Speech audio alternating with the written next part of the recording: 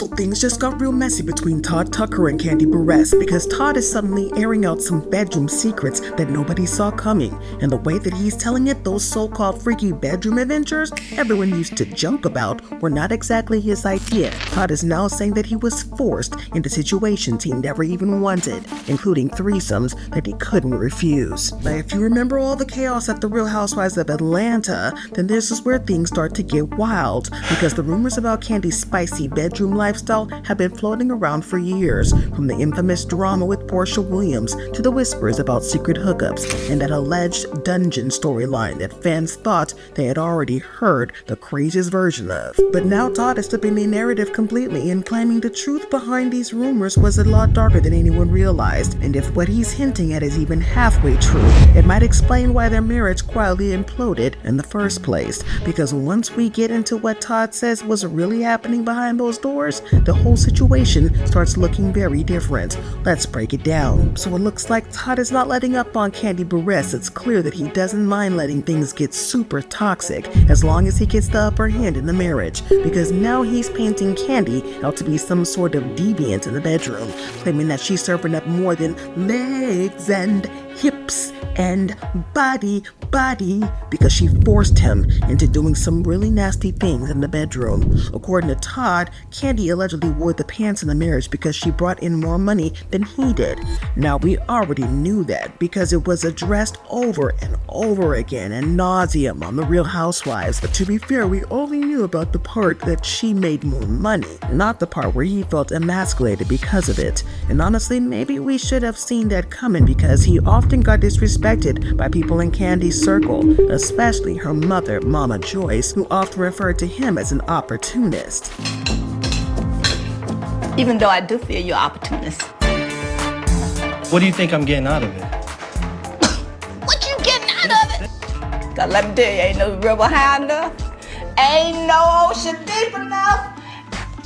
Ain't no desert hot enough to keep me off your ass, baby. Okay, I'm sorry. What? I mean, she even told him to his face that she didn't respect him because he wasn't as rich as Kandi. Liking you? I didn't stop liking you. I stopped respecting you. Why was that? At first, you just seemed to be a working guy, and then after you got with Kandi, it's just like the work stopped. I'll explain it to you right now. When I had to give up my job because of the situation, which was my decision, Yeah. I took a break. Well, that's what I'm saying. Come on. No, listen. And I know you remember that time Natalie called him a gold digger. She's trying to be everybody's friend, any more but she friends, was the Kenya? one telling Cynthia that your man was an opportunity. Put me in it now. We did have a conversation about it. She knows Todd, and she did say that, he was a hustler. A hustler, which is the same thing as an opportunity. No, I mean, it could be. If you're saying a hustler is... Help me understand. What do you mean? Why do you say that he had his way of swerving? He had his, Todd was always on the come up. Always found himself in a better situation. But instead of defending him, Kandi just sat there and watched it happen. And from what Todd is now saying, that disrespect didn't stop with outsiders, because she brought the disrespect into their home, specifically into the bedroom. According to him, Kandi allegedly loves to get freaky in the bedroom, if you know what I mean. According to him, she got very controlling in the bedroom, and it was her way or the highway. He went on to claim that she forced him into threesomes, sometimes with women and sometimes with other men, and he wasn't allowed to say no, ever. Now, we already knew that Kandi was something of an explorer in the bedroom. And I remember that time that Porsha claimed that Kandi allegedly tried to proposition her for some spicy time with Todd, and Porsha claimed that Kandi and Todd had a sex dungeon and were planning to fuck her and take her there. And Porsha even went on to say that Kandi was a lesbian, and it was a very messy storyline.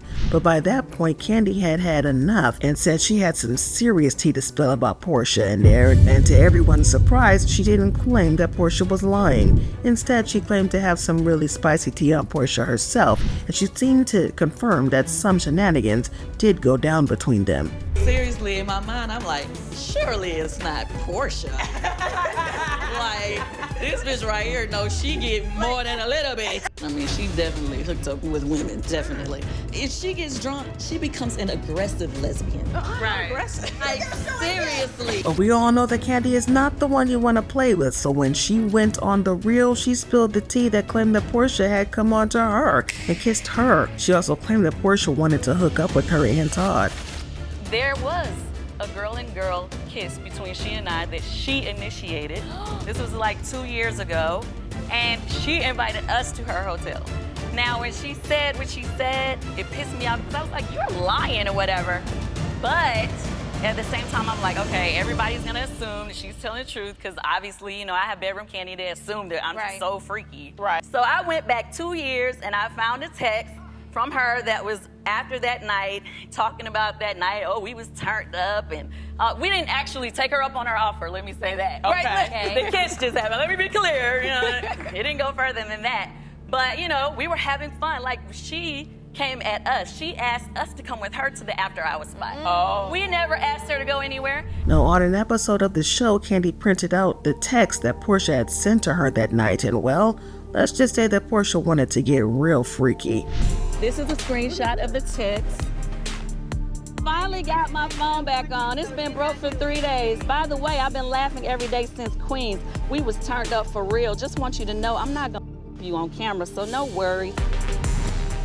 I said, if you say anything crazy on camera, I'm gonna walk away and leave you standing there like I don't know you. Then she says, good, Queens is Vegas, goes on there, stays there. Yeah. Does that sound like somebody who was afraid that somebody was trying to do something to them? Now, let's be clear on something. Kandi's problem with Porsha wasn't that Porsha wanted to do the nasty with her, because it's clear that Kandi was also down for the action. The problem was that Porsha tried to paint a narrative that wasn't true. Yeah, that entire storyline was a hot mess, but now Todd is claiming that Porsha wasn't the only woman that Kandi brought into their marriage. It was something of an open secret about how adventurous Kandi was in their marriage, but now Todd is claiming that it wasn't exactly a consensual experience. He's claiming that he never wanted anything to do with it, but it was something of a fetish for Kandi for him to watch her get down and dirty with other people, and he didn't get a say in the matter. And as messed up as it sounds, it does make a lot of sense about why Todd cheated. Now, we already know that Todd cheated on Kandi, which is what led to their divorce. Someone from Kandi's team confirmed the allegations and said Kandi and Todd had been having marriage troubles for a while now. Kandi was not happy because she found out that Todd had been talking to other women behind her back. She had no idea. Kandi's friend Funky Dineva also confirmed it, saying that Todd was really out here doing the most with other women. And Kandi reportedly discovered Todd was communicating with other women behind her back before filing divorce. She had no idea. So Todd was around somebody's house. Okay? And I got her pictures. I know where she stay. And I know her name. But I don't want to bring no extra stress and duress around Kandi house. So I'ma hold it. I'ma hold it. Her name start with a H. You home wrecking whore? Cause I want you to know I know who you is. And of course, Todd got dragged for filth for this because fans thought he was just being greedy. He had a woman who brought other women into the bedroom, so there was really no reason for him to cheat or see other women behind her back. But now that we know what we know about her emasculating him and forcing him to participate in her fetishes against his will, allegedly, it's starting to make a lot of sense. Now at the end of the day gonna end, and the whole situation between Todd and Kandi is starting to look a lot messier than anyone realized, because what used to sound like a wild reality TV rumor is now being framed as something way more complicated, and Todd is out here claiming the dynamic in their marriage was never as balanced as fans thought, while Kandi's side of the story paints a completely different picture. And once you factor in the cheating, the money tension, and all the drama that played out around the Real Housewives of Atlanta, it's clear that there's still a lot of tea that hasn't fully spilled yet. So the real question now is Todd finally telling the truth and what was happening behind closed doors, or is this just another scheme that Todd set up to come to us with the boo? With another messy chapter and a breakup that's getting uglier by the day. Because if more receipts start coming out, the story could flip the narrative on everything fans thought they knew about their marriage. And knowing how reality TV drama works, something tells me this is far from the last bombshell we're about to hear.